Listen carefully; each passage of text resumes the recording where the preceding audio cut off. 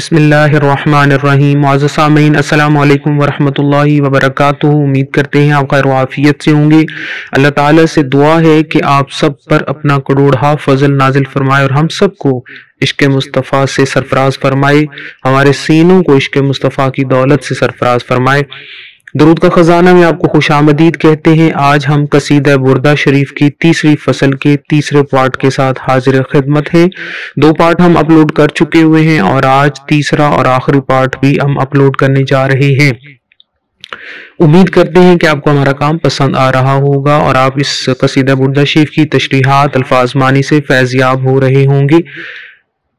آگے بڑھنے سے پہلے آپ سے ایک چھوٹی سی درخواست ہے، اگر ابھی تک آپ نے ہمارے چینل کو سبسکرائب نہیں کیا، لائک نہیں کیا، شیئر نہیں کیا تو برائے مہربانی اس کو سبسکرائب کر دیجئے، اس کو لائک کیجئے اور اپنے دوستوں کے ساتھ بھی ضرور شیئر کیجئے اور اپنی رائے کا ضرور اظہار کریے کہ آپ کو اس میں کوئی مشکل تو نہیں پیش آ رہی، اور کسی قسم کی بھی کوئی مشکل پیش آئے تو آپ ہم سے ضرور پوچھ سکتے ہیں۔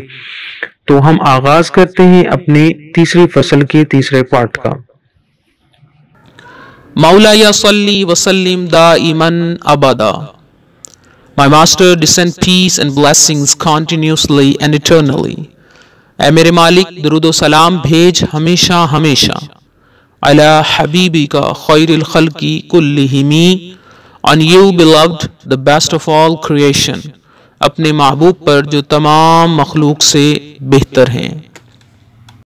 کالشمس تظہر للعینین من بعد، like how the sun is seen by the eyes from far۔ آپ صلی اللہ علیہ وسلم کی مثال سورج کی سی ہے جو دور سے چھوٹا، صغیرتم وتکل الطرف من Emami, very small yet hurts dazzles the eye when you stare at it، چھوٹا لگتا ہے اور قریب سے آنکھ کو عاجز کر دیتا ہے۔ آپ صلی اللہ علیہ وسلم کے کمالات سورج کی مانند ہیں جو دور سے چھوٹا دکھائی دیتا ہے اور نزدیک سے آنکھوں کو تھکا دیتا ہے۔ وہ ہیں مثل شمس جو ظاہر ہو چھوٹا دور سے اور آنکھیں قرب سے ہوتی ہیں خیرہ ایک دم۔ حضرت امام بصیری رحمۃ اللہ علیہ شعر میں سرکار دو عالم صلی اللہ علیہ وسلم کی ذات و کمالات کو سورج سے تشبیہ دیتے ہوئے فرماتے ہیں کہ آپ صلی اللہ علیہ وسلم کی ذات و کمالات سورج کی مانند ہیں، دور سے دیکھو تو چھوٹا معلوم ہوتا ہے جبکہ ہماری زمین سے 160 گنا زیادہ بڑا ہے، قریب سے دیکھو تو انتہائی بڑا دکھائی دیتا ہے۔ ایسے ہی نبی کریم صلی اللہ علیہ وسلم کی ذات و کمالات ہیں کہ اگر سرسری طور پر دیکھیں تو وہ افراد بشر کے ایک فرد نظر آتے ہیں، اور اگر ان کے ذات کی خوبی اور حقیقت میں غور و خوض کریں تو عاجز و حیران ہو جائیں۔ خیال رہے یہ کہ اس طرح کی دیگر تشبیہات وغیرہ محض تقریب فہم کے لیے یعنی سمجھانے کے لیے ہیں، ورنہ نبی کریم صلی اللہ علیہ وسلم کی ذات ان تشبیہات سے اعلیٰ و ارفع ہے۔ اس کے الفاظ معنی تظہرو کا کیا معنی ہے؟ فتح، یہ باب فتح سے ہے، دکھائی دینا، ظاہر ہونا، اور اس کا فاعل شمسی جو کہ مؤنث سمائی ہے۔ تو کلو یہ باب افعال سے تھکا دینا، الطرف آنکھ اور نگاہ کو کہتے ہیں۔ وَكَيْفَ يُدْرِكُ فِي الدُّنْيَا حَقِيقَتَهُ and can the reality of him be comprehended in this world؟ وہ قوم آپ صلی اللہ علیہ وسلم کی حقیقت کو دنیا میں کیسے پا سکتی ہے؟ قوم نیام تسلوا عنہ بالحلم، a sleeping nation whose description of him are like interpretation of a dream، جو مطمئن خواب غفلت میں سو رہی ہے۔ آپ صلی اللہ علیہ وسلم کی حقیقت کا ادراک ایک ایسی قوم کیسے کر سکتی ہے جو سو رہی ہو اور جس نے عالم خواب میں آپ کی حقیقت کو دیکھا ہو؟ اہل دنیا کس طرح ان کی حقیقت پا سکے؟ خواب غفلت میں ہیں گویا خواب قوم خوابیدہ ہیں ہم۔ اور یہ شعر بھی پچھلے شعروں کا تسلسل ہے کہ نبی کریم صلی اللہ علیہ وسلم کی حقیقت کو سمجھنا انسان کے بس کی بات نہیں، اہل دنیا کو آپ کی ذات کا ادراک ہو ہی نہیں سکتا، کیونکہ انہوں نے آپ کو گویا یوں جانا ہے جیسے کوئی خواب میں کسی کو جان لیتا ہے، اور یقیناً خواب میں کسی کو دیکھنے والا صحیح معنوں میں اس کی حقیقت کو نہیں جان سکتا۔ یدرکو یہ باب افعال جاننا، نیامن قناعت کرنا، نائم کی جمع اور قوم کی صفت ہے معنی سوئے ہوئے، تسلو یہ تسلا سے جمع مذکر غائب قناعت کرنا، اور حلومی اس کا معنی خواب ہے۔ فَمَبْلَغُ الْعِلْمِ فِيهِ أَنَّهُ بَشَرٌ So the extreme depth of our knowledge concerning him is that he is a man. پس حضور کے بارے میں ہمارے علم کی انتہا یہی ہے کہ آپ بشر ہیں۔ وَأَنَّهُ خَيْرُ خَلْقِ اللَّهِ كُلِّهِمِ And verily he is the best of all the creations of Allah. حالانکہ آپ اللہ کی تمام مخلوق سے بہتر ہیں۔ آپ کی ذات کو پہچاننے میں علم کی پہنچ یہیں تک ہے کہ آپ فقط بشر ہیں اور اللہ عز و جل کی مخلوقات میں سب سے افضل ہیں۔ انتہائے علم کہتی ہے وہ ہیں خیر البشر، جملہ مخلوقات میں رکھتے ہیں وہ شان عتم۔ آپ صلی اللہ علیہ وسلم کی ذات کے ادراک میں ہماری پہنچ یہیں تک ہے کہ ہم کہیں کہ وہ ایک نورانی بشر اور مخلوقات میں افضل ترین ہیں، ان جیسا کوئی نہیں۔ تیرے تو وصف عیب تنہائی سے ہیں بری، حیران ہوں میرے شاہ میں کیا کیا کہوں تجھے، لیکن رضا نے ختم سخن اس پہ کر دیا، خالق کا بندہ خلق کا آقا کہوں تجھے، ارباب نظر کو کوئی ایسا نہ ملے گا، بندے تو مل جائیں گے آقا نہ ملے گا، تاریخ اگر ڈھونڈے گی ثانی محمد کو، ثانی تو بڑی چیز ہے سایہ نہ ملے گا۔ مبلغ اس میں ظرف پہنچنے کی جگہ، آپ کی ذات کو پہچاننے میں علم کی پہنچ کا اور انتہا کا ذکر یہاں پر کیا گیا ہے۔ وَكُلُّ آيٍ أَتَى الرُّسُلُ الْكِرَامُ بِهَا Every miracle which all the Nabis showed، اور تمام معجزات جنہیں انبیاء کرام لائے، فَإِنَّمَا اتصلت من نوره بِهِمِ Verily they have been derived from his نور، وہ دراصل انہیں حضور صلی اللہ علیہ وسلم کے نور سے ملے۔ اور وہ تمام معجزے جو انبیاء کرام لے کر تشریف لائے، دراصل آپ ہی کے نور کے سبب سے ان انبیاء کی ذات سے متصل ہوئے، یعنی صادر ہوئے۔ جو رسولان جلیل القدر کے تھے معجزے، آپ ہی کے نور سے پایا تھا سب نے یہ کرم۔ حضرت امام بصیری رحمۃ اللہ علیہ فرماتے ہیں کہ انبیاء سابقین کے معجزات بھی نور محمدی صلی اللہ علیہ وسلم کے باعث ظہور پذیر ہوئے، کہ انبیاء کرام صلی اللہ علیہ وسلم سے جتنے معجزات ظہور پذیر ہوئے سب نور محمدی کی برکت تھی۔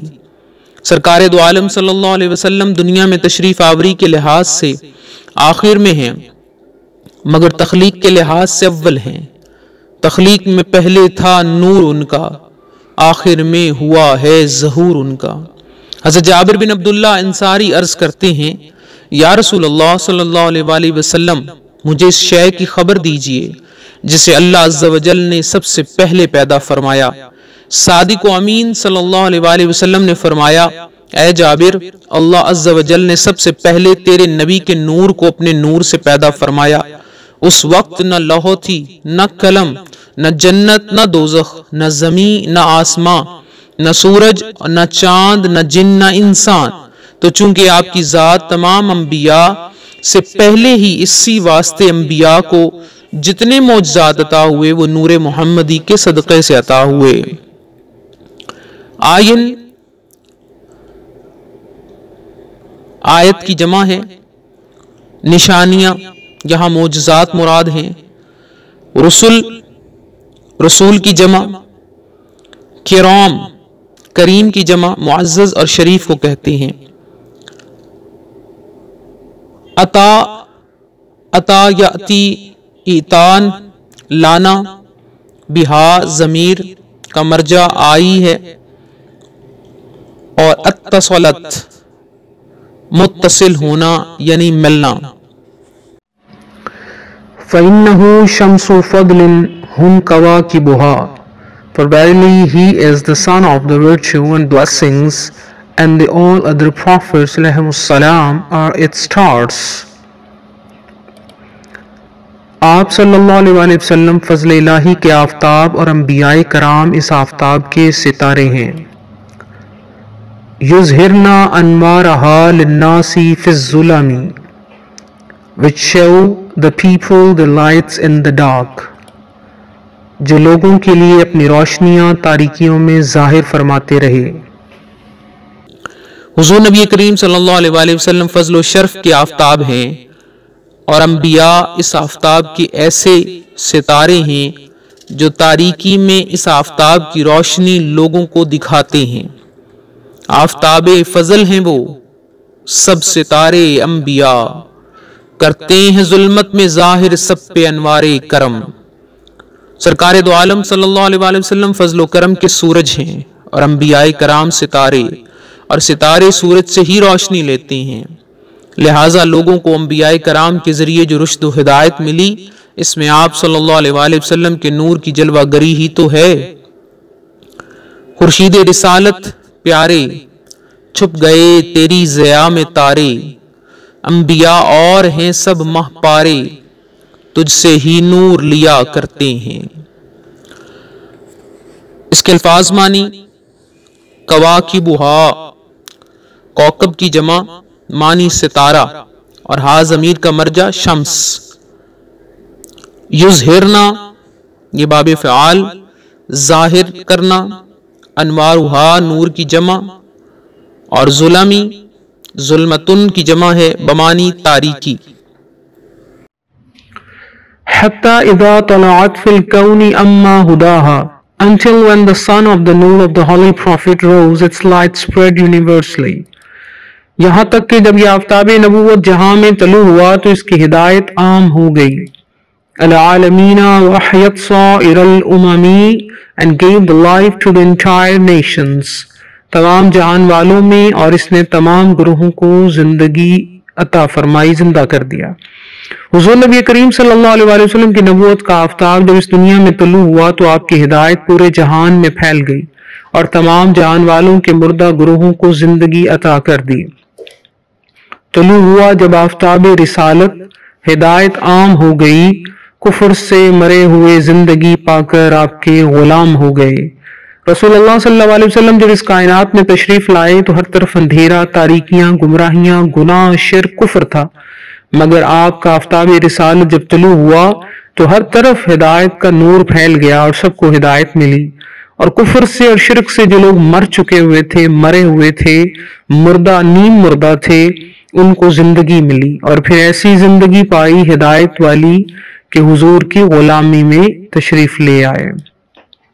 طلعت، طلوع ہوا، کونی، جہان، عامہ، عام ہو گئی، ہدا، ہدایت، رہنمائی، ہا ضمیر اس کی، وَأَحْيَتْ، اور زندہ کر دیا اس نے، صائرہ، صائرہ کا معنی تمام ہے، صائر الاممی، تمام گروہوں، یعنی تمام امتی یا جماعتی یا گروہوں.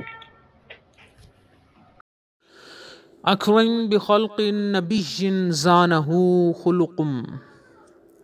How noble are the physical qualities of Nabi صلی اللہ علیہ وآلہ وسلم, born with good character. سبحان اللہ, آپ صلی اللہ علیہ وسلم کی صورت کتنی دلکش ہے جسے آپ کی حسن سیرت نے اور مزین کر دیا. بالحسن مشتمل بالبشر متسمی, who was vested with beauty and discussed by pleasant temperament. آپ صلی اللہ علیہ وسلم چادر حسن میں لپٹے ہوئے اور خندہ پیشانی کی نشانی والے تھے.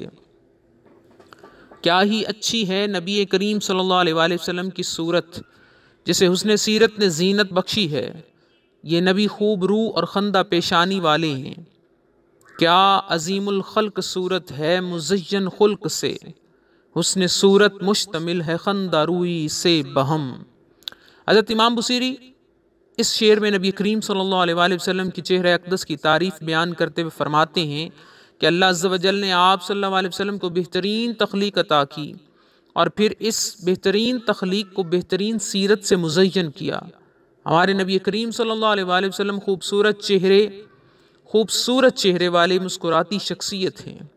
حدیث مشہورہ میں ہے، حضرت ابو ہریرہ رضی اللہ تعالیٰ عنہ فرماتے ہیں، ما رأیت شیئا احسن من رسول اللہ کأن الشمس تجری فی وجہہ، میں نے نبی کریم صلی اللہ علیہ وآلہ وسلم سے زیادہ حسین کسی کو نہ دیکھا، گویا سورج آپ کے چہرے میں تیر رہا ہو۔ اور ام عبد کا قول ہے، کان صلی اللہ علیہ وآلہ وسلم اجمل الناس من بعید واحلامہم واحسنہم من قریب۔ آقا کریم صلی اللہ علیہ وسلم کو صورت سے ملاحظہ کرو تو آپ لوگوں میں خوبصورت ترین ہیں، اور قریب سے دیکھو تو آپ ان میں حسین ترین ہیں۔ اور ہمارے آقا صلی اللہ علیہ وآلہ وسلم ہمیشہ خندہ پیشانی اور بشاشت سے متصف رہے۔ حضرت عبداللہ بن حارث فرماتے ہیں، ما رأیت احدا اکثر تبسما من رسول اللہ صلی اللہ علیہ وآلہ وسلم، میں نے رسول اللہ صلی اللہ علیہ وسلم سے زیادہ کسی کو مسکرانے والا نہ پایا۔ سبحان اللہ، قربان جائیں۔ اکرم یہاں پہ جو فائل ہے وہ مستتر ہے، راجع بالسوء لفظ جلالت کی طرف اللہ، یعنی ما اکرم اللہ بخلق النبی ہونا چاہیے۔ کیا خوب اللہ عز و جل نے اپنے نبی کی تخلیق فرمائی۔ ٹھیک ہے جی، بخلق میں با زائدہ ہے، خلق صورت کو کہتے ہیں۔ زانہ، زانا یزینو زینتن، زینت دینا، ہو ضمیر کا مرجع، یہی خلق ہے جو اس کا مفعول ہے۔ اور خلق اور خلق میں فرق ہوتا ہے، خلق صورت کو کہتے ہیں اور خلق سیرت کو کہتے ہیں، اور خلق یہاں پہ اس کا معنی بھی سیرت ہی لیا گیا ہے۔ اور بشر بالبشری لفظ جو یہاں پر آیا، تو بشر کا معنی خندہ پیشانی، بشر، متصم، متصمی، متصف، موصوف، صفت کے لیے یہاں پہ استعمال کیا گیا، یعنی علامت کے لیے لفظ استعمال کیا گیا۔ كالزهر في طرف والبدر في شرف، he is like a blooming flower in its freshness and the full moon in splendor۔ آپ صلی اللہ علیہ وسلم گلاب کے پھول کی کلی کی طرح ہیں تازگی میں، اور چودھویں کے چاند کی طرح ہیں بزرگی میں۔ كالبحر والبحر في كرم والبحر في كرم والدحر في همم، and in the ocean in generosity and time its fearless courage، اور بخشش میں دریا کی طرح ہیں اور بلند ہمتی میں زمانے کی مثل ہیں۔ رسول اللہ صلی اللہ علیہ وسلم تر و تازگی میں شگوفہ کی طرح، بلندی میں ماہ تمام کی مانند، جود و کرم میں بحر زخار کی طرح، اور بلند ہمتی میں زمانے کی طرح ہیں۔ تازگی میں ہیں وہ غنچہ اور شرف ہیں مثل بدر، دہر میں ہمت ہیں اور بخشش میں دریائے کرم۔ سبحان اللہ۔ حضرت امام بصیری اس شعر میں نبی کریم صلی اللہ علیہ وآلہ وسلم کی 4 صفتوں کو 4 تشبیہات کے ساتھ ایک منفرد انداز میں بیان فرما رہی ہیں۔ سرکار دو عالم صلی اللہ علیہ وآلہ وسلم کی ملائمت، نازکی کو کلی سے تشبیہ دی کہ آپ کتنے ناز پرور تھے اور کتنی ملائم جلد والے تھے، کہ کلی سے تشبیہ دی، جس طرح کلی نرم و نازک ہوا کرتی ہے۔ آقا کریم بھی نرم و نازک ہیں۔ خیال رہے کہ یہ تشبیہ مقلوب ہے، یعنی الٹی تشبیہ، وگرنہ کوئی شے بھی نبی کریم سے زیادہ نرم و نازک و لطیف نہیں ہو سکتی۔ اگر تشبیہ کو حقیقت پر رکھا جائے تو لازم آئے کہ آپ صلی اللہ علیہ وسلم کلی سے نازکی میں کم ہوں، کیونکہ یہ تشبیہ کا قاعدہ ہوتا ہے کہ جس سے تشبیہ دی جائے تو وہ جس کو تشبیہ دی جا رہی ہو وہ اس چیز سے تھوڑا کمی پائی جاتی ہے اس کے اندر، تو ایسا نہیں ہے۔ ٹھیک ہے جی، اور یہ مشبہ سے صفت میں کم ہوتا ہے، جیسے مشبہ بھی ہی سے صفت میں کم ہوگا، جیسے کہا جاتا ہے زید کالاسد، زید شیر کی طرح۔ اس مثال میں زید مشبہ ہے اور اسد مشبہ بھی ہی ہے، اور ظاہر ہے کہ زید طاقت میں شیر سے کم ہے، لہٰذا اس شیر کی تشبیہات تشبیہ مقلوب کہلائے گی۔ اسی طرح آپ صلی اللہ علیہ وآلہ وسلم کی بزرگی و شرف کو 14ویں کے چاند سے تشبیہ دی گئی۔ وجہ شبہ بلندی ہے، اور بدر یعنی 14ویں کے چاند سے تشبیہ دینے کی وجہ یہ ہے کہ عرب میں چاند یا سورج سے تشبیہ دینے کے مقابلے میں، اور بدر یعنی 14ویں کے چاند سے تشبیہ دینے کی وجہ یہ ہے کہ عرب میں چاند یا سورج سے تشبیہ دینے کے مقابلے میں بدر سے تشبیہ دینا زیادہ بلیغ سمجھا جاتا ہے۔ بدر کی تشبیہ بلیغ یوں ہے کہ بدر ماہ کامل ہوتا ہے جبکہ قمر ماہ کامل نہیں ہوتا۔ اسی طرح بدر کی روشنی میٹھی میٹھی ہوتی ہے، زمین کو روشنی سے بھر دیتی ہے، جبکہ سورج پر نگاہیں نہیں جم پاتی اور اس کی شعائیں آنکھوں کو ڈھانپ لیتی ہیں۔ ایسے ہی سرکار دو عالم صلی اللہ علیہ وسلم کی جود و سخا کو سمندر سے تشبیہ دی گئی ہے۔ وجہ جو شبہ ہے، یعنی اس کے ساتھ تشبیہ دینے کی جو وجہ ہے، عطائے غیر محدود ہے۔ سرکار دو عالم صلی اللہ علیہ وسلم کی جود و عطا کا ذکر کثیر احادیث میں موجود ہے۔ حضرت انس رضی اللہ تعالی عنہ سے مرفوعاً روایت ہے، نبی کریم صلی اللہ علیہ وآلہ وسلم فرماتے ہیں انا اجود بنی آدم۔ سرکار دو عالم صلی اللہ علیہ وسلم کو بلند ہمتی میں زمانے سے تشبیہ دی گئی ہے۔ یہ تمام تشبیہات المشبہ و تم من المشبہ بہی کے قبیل سے ہیں۔ اس شعر میں شاعری کی ایک صنعت تنسیق صفات کو استعمال کیا گیا ہے۔ صنعت تنسیق الصفات کہتے ہیں کسی کا تذکرہ بہت سی صفات کے ساتھ کرنا، پھر چاہے وہ تعریف میں ہو یا مذمت میں ہو، جیسے جگر مراد آبادی کا شعر ہے، تجاہلو تغافلو تبسمو تکلمو، یہاں تک تو پہنچے وہ مجبور ہو کر۔ اعلیٰ حضرت کی شاعری میں اس کی مثال جگہ جگہ ملتی ہے، جیسے وہی نور حق وہی ذل رب ہیں، انہی سے سب ہے انہی کا سب، نہیں ان کے ملک میں آسماں کے زمین نہیں کہ زماں نہیں، اصالت کل امامت کل سیادت کل امارت کل حکومت کل ولایت کل خدا کے یہاں تمہارے لیے۔ تو یہ انداز ہوتا ہے کسی کی تعریف مختلف تشبیہات کے ساتھ بیان کی جائے۔ زہری شغوفہ کلی کو کہتے ہیں، جمع ازہار۔ طرفی تازگی، بدر ماہ تمام کو کہتے ہیں۔ شرفن علو اور بلندی، دہری زمانے کو کہتے ہیں، اور ہمامی یہ ہمت کی جمع ہے، ہمامی۔ کأنہ وحو فرد فی جلالتہ، even when alone it appears so to his grandeur۔ آپ صلی اللہ علیہ وسلم اپنی بزرگی اور جلالت میں یکتا ہیں۔ فی اسکر حین تلقاہ وفی حشمی، as though he is in the midst of a large army and his retinue۔ جب تو انہیں دیکھے گا تو یوں معلوم ہوگا کہ آپ کے ساتھ سپاہ و خدمت گاروں کا ایک لشکر ہے۔ اے مخاطب، جب تو انہیں دیکھے گا تو تو دیکھے گا کہ آپ صلی اللہ علیہ وآلہ وسلم اپنی جلالت شان کے باعث عظیم الشان لشکر میں یوں معلوم ہوتا ہے گویا کہ آپ تنہا ہیں۔ ہے جلال و روب میں سرکار عالی بے نظیر، جیسے گردش و پیش رکھتا ہے کوئی فوج و حشم۔ اس شعر میں سرکار دو عالم صلی اللہ علیہ وسلم کی شجاعت و خوب رو ہونے کو تشبیہ دی گئی کہ آپ خوب رو اور بہادری میں یوں منفرد ہیں گویا بڑے لشکر میں آپ اکیلے و تنہا ہوں۔ فردن منفرد، یکتا یگانہ، جلالتہ ان کی جلالت شان، ہو ضمیر کا مرجع حضور کی ذات ہے۔ تلقاہ لقیہ یلقا لقاء، ملنا ضمیر کا مرجع، اس میں پھر وہی آقا کریم ہے۔ حشمی حامی اور حمایتی کو کہتے ہیں۔ کأنما اللؤلؤ المكنون في صدف، it is like pearls well preserved in asters۔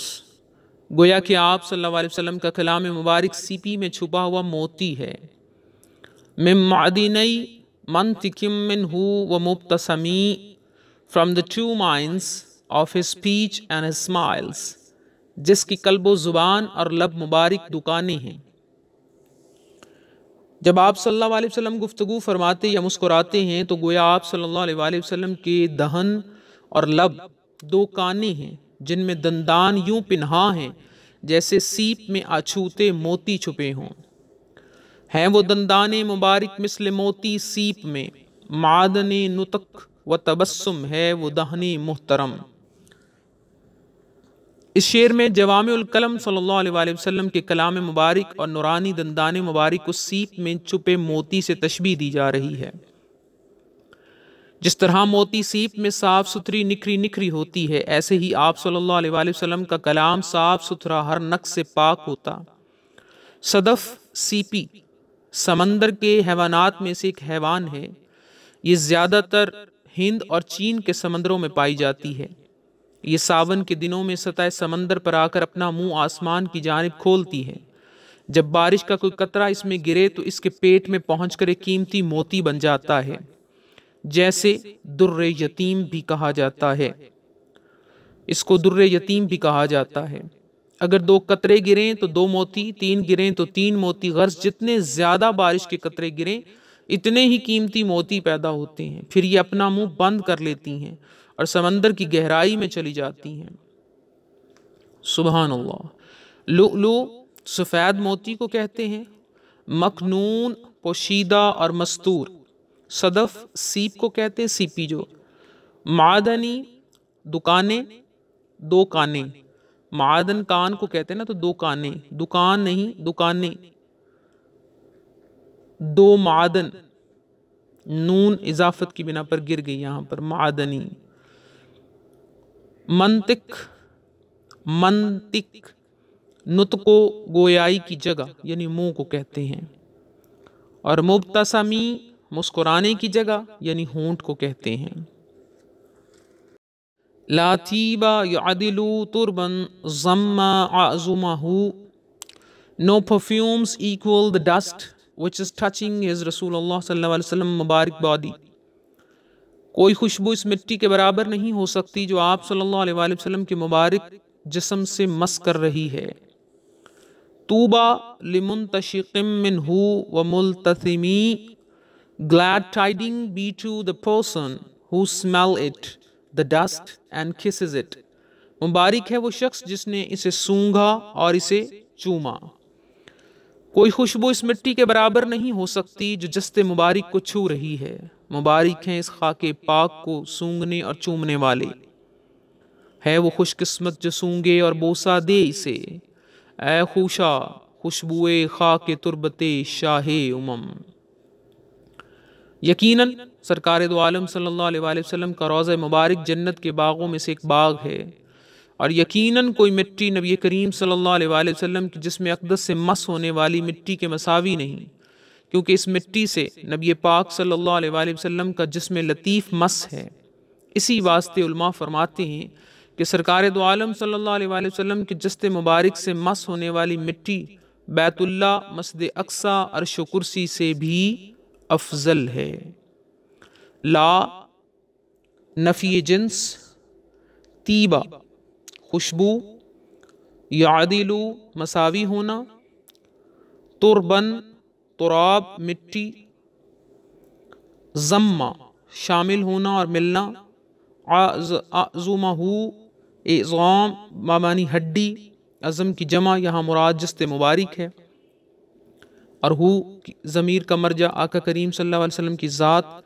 طوبہ مبارک ہو، منتشقن انتشاق سے اس میں فاعل صیغہ واحد مذکر ہے، سونگنے والا۔ ملتسمی التسام سے اس میں فاعل صیغہ واحد مذکر ہے، چومنے والا۔ یعنی منتشقن یہ سونگنے والا اور ملتسمی یہ چومنے والا۔ یہ تو تھی ہماری فصل نمبر جو ہماری 3 چل رہی ہے، یہ تو تھی ہماری فصل نمبر 3 جو الحمدللہ ثم الحمدللہ مکمل ہوئی۔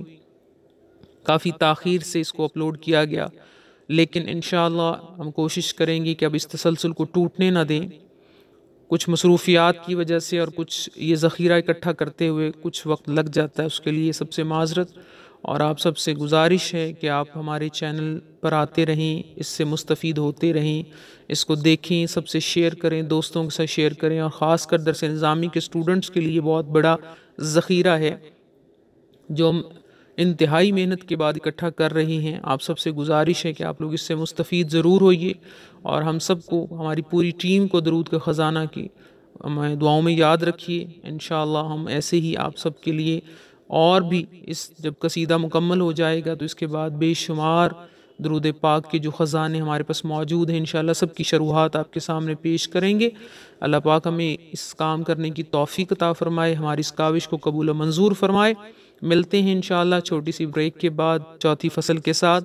دعا میں یاد رکھیے گا، اپنا خیال رکھیے گا۔ السلام علیکم۔